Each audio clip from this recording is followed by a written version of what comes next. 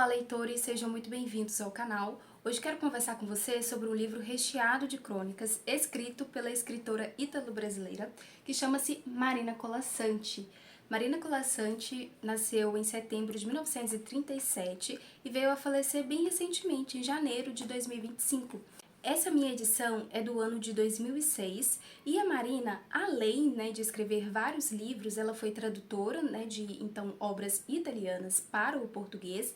Ela também foi jornalista, estudou Belas Artes pela Universidade Federal do Rio de Janeiro e também, pessoal, ela já ganhou também o Prêmio Jabuti, que é um dos prêmios importantes que fazem então menção à honra de escritores brasileiros. Então, pessoal, aqui nesse livro a gente vai ter então uma seleção de crônicas da escritora Colasanti. Esse livro então vai trazer um pouco da visão da Marina sobre coisas corriqueiras do dia a dia. Então, às vezes pode ser que a gente olhe para algumas questões do nosso dia a dia, da nossa vida, que a gente observa na vida das outras pessoas e aquilo passar de uma forma bem despercebida. São crônicas observadas pela autora durante a sua vida, durante o seu dia a dia, sua vida doméstica, sua vida com a natureza, com as pessoas, com os amigos, com aquilo que contaram para ela.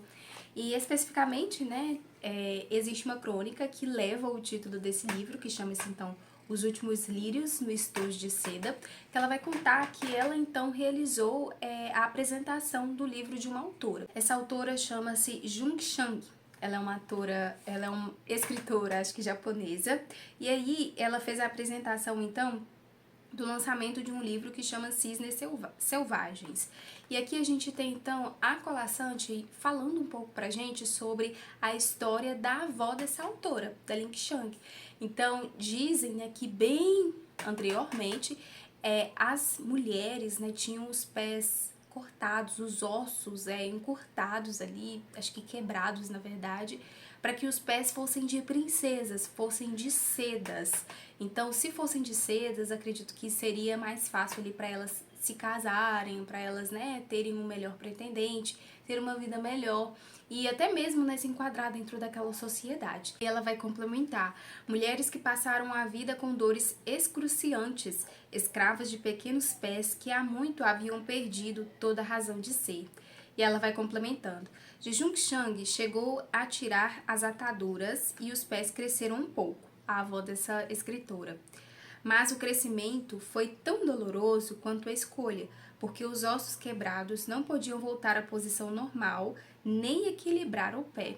Então, aparentemente era um estilo, um modo mesmo daquela época agirem assim então com as mulheres. E se a gente for reparar também, durante toda a história, as mulheres elas sempre foram alvos, de algum tipo de comportamento, algum tipo de imposição em relação à sociedade, algum tipo de cobrança e tudo mais. Para os homens também, mas para as mulheres existe essa questão, de ser mais delicada, de ser mais atenciosa e tudo mais, que já é da natureza feminina. Mas quando isso passa, ser algo obrigatório, fica algo pesado, fica grotesco mesmo para se aguentar, para levar aquela carga. E é isso que a Colasanti passa aqui nessa crônica, quanto que foi difícil para a avó dessa autora ter que lidar com isso, apesar de que já era um certo costume ali daquela época. Ela também vai trazendo um pouco, um toque de poetismo, vamos dizer assim, um pouco de poesia na sua escrita.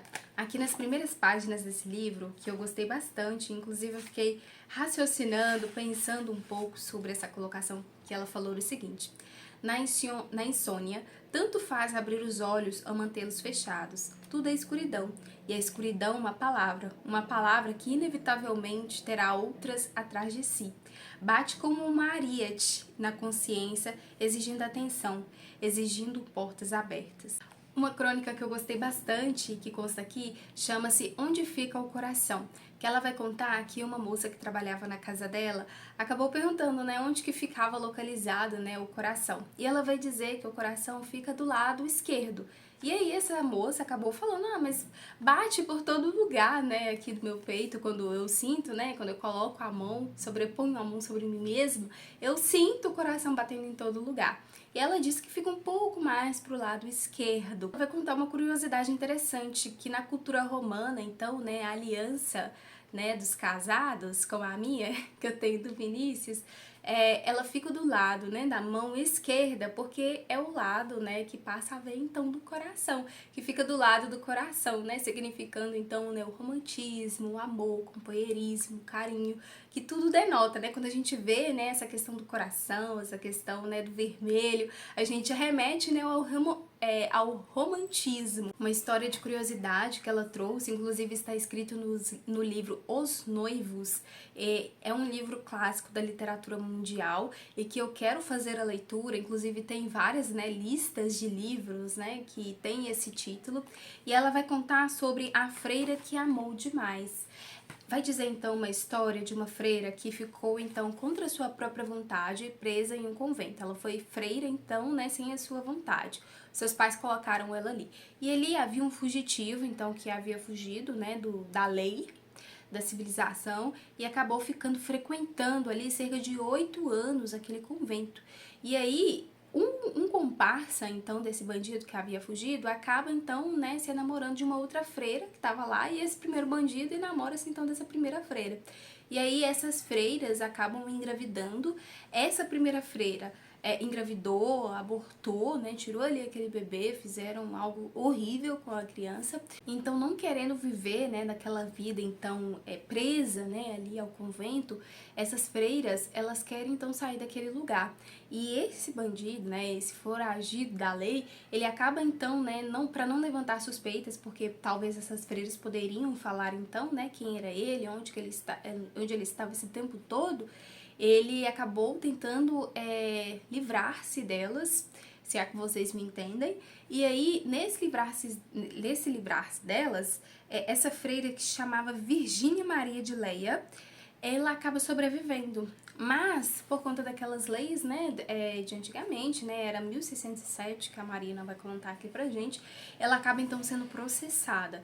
E aí, existe um frei aqui que vai, então, escrever a biografia dessa freira. E aí, então, que a gente vai ter, então, um livro baseado nessa história, nesse acontecimento que eu achei estimoso, que chama-se, então, Os Noivos. Eu acho que se você gosta de clássicos, você já deve ter ouvido esse título. Uma outra crônica que eu gostei também chama-se O Vento Está Afiando Suas Unhas, uma passagem que eu achei interessante. Ela vai dizer o seguinte: os arqueólogos cavam quando querem achar restos de antigas civilizações. O passado está embaixo da terra, mesmo naqueles lugares que desconhecem tempestades de areia. Sem que a gente se dê conta, o tempo, como um cão, enterra seus resíduos, mas quando a gente se dá conta, o risco é que enterre o presente. Então, olha só que interessante, né? Ela vem colocando a mão na consciência, né, do leitor sobre essa questão, né, de que o passado, né, a história, ela está enterrada, né, debaixo dos nossos pés. Por isso que os arqueólogos, né, eles escavam, né, eles têm tipo uma vassourinha que vão vasculhando os objetos, ossos e tudo mais, para encontrar dejetos e vestígios do passado. E aqui ela vai contar, então, pra gente sobre essa questão da necessidade de estarmos atentos sobre essa questão do presente.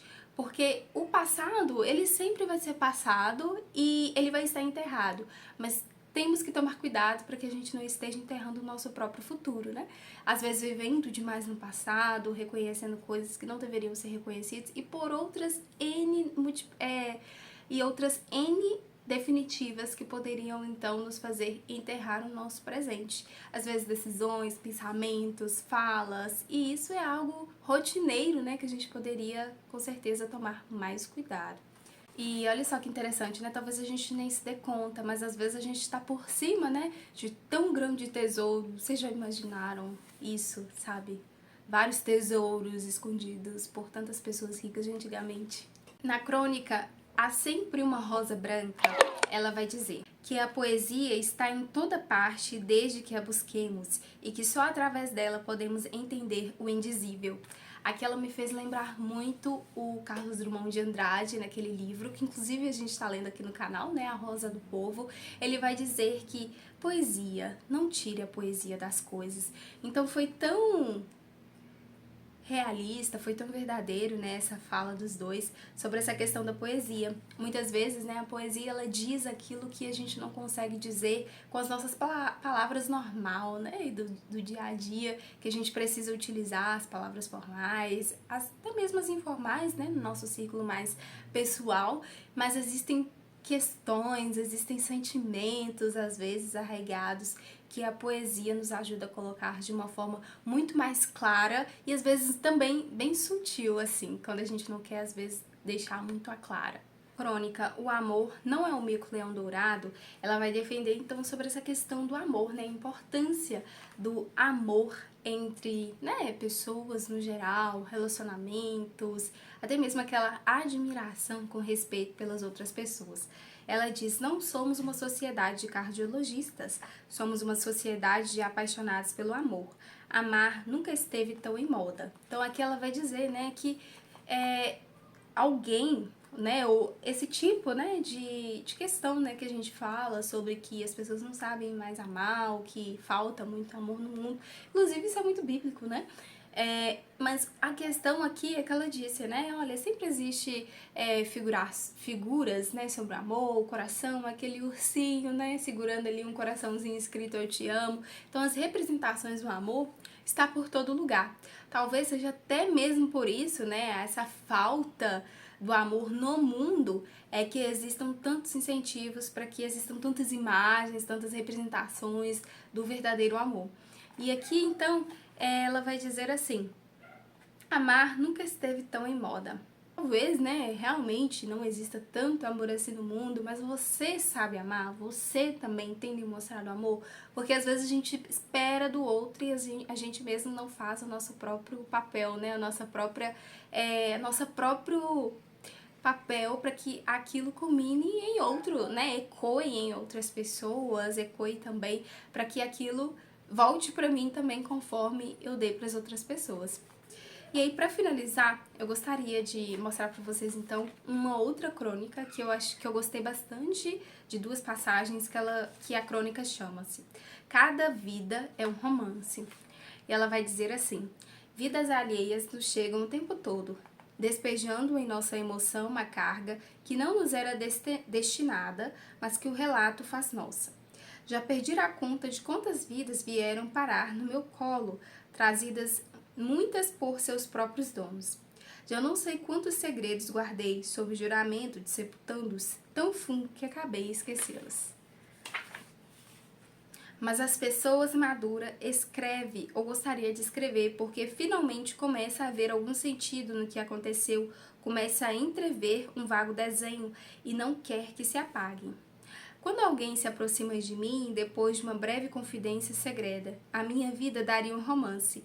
Concordo de pronto, mesmo sem conhecer o conteúdo, pois sei que toda vida dá um romance, e dependendo do autor, em vários volumes. Então aqui, né, a gente tem sobre essa questão, né, é aquele papo às vezes ali de fila de padaria, de banco, né, às vezes as pessoas nem se conhecem, e tendo ali algum certo tipo de afinidade, né? Fala, minha filha, se eu te contar, minha vida daria um livro. E às vezes realmente, né, a Marina ela valida essa questão de que realmente isso poderia acontecer, né? Porque são tantas vivências que cada ser humano na face da Terra tem, que com certeza daria um livro. E conforme a Colasanti disse, às vezes em vários volumes.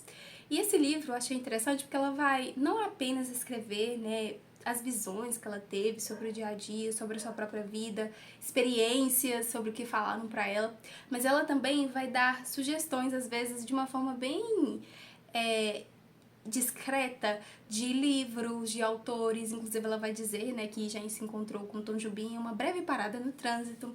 Então é um livro bem fácil, né, de você estar fazendo a leitura, crônicas bem curtas, e não é nada muito pesado. confesso que algumas partes, né, de alguns temas que ela veio aqui tratar, eu não fiz a leitura, assim, de uma forma muito atenciosa, porque não eram temas que me agradavam e que iriam acrescentar na minha vida. Fiz a leitura daquelas passagens, que foram a maioria, que iriam, né, de alguma forma, pelo menos, né, me mostrar as características da escrita dessa escritura. Então, assim, é um livro bem fácil para você estar fazendo a leitura no seu final de semana, nas férias, em um dia ou em uma semana, conforme você desejar.